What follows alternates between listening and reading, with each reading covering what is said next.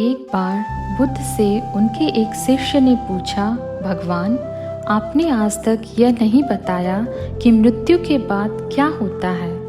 उसकी बात सुनकर बुद्ध मुस्कुराए। फिर उन्होंने उससे पूछा, पहले मेरी एक बात का जवाब दो। अगर कोई कहीं जा रहा हो और अचानक कहीं से आकर उसके शरीर में एक जहर भरा तीर लग जाए तो उसे क्या करना चाहिए? पहले शरीर में घुसे तीर को हटाना ठीक रहेगा या फिर देखना कि बाण किधर से आया है और किसे लक्ष्य कर मारा गया है? शिष्य ने कहा, पहले तो शरीर में घुसे तीर को तुरंत निकालना चाहिए, नहीं तो जहर पूरे शरीर में फैल जाएगा। बुद्ध ने कहा, बिल्कुल ठीक कहा तुमने।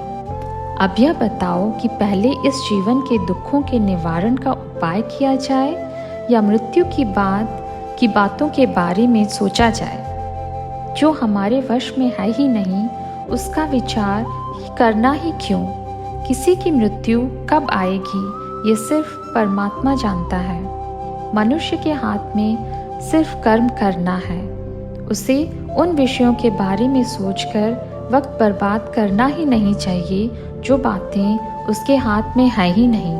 उसे सिर्फ उन बातों के बारे में सोचना चाहिए जो वो कर सकता है।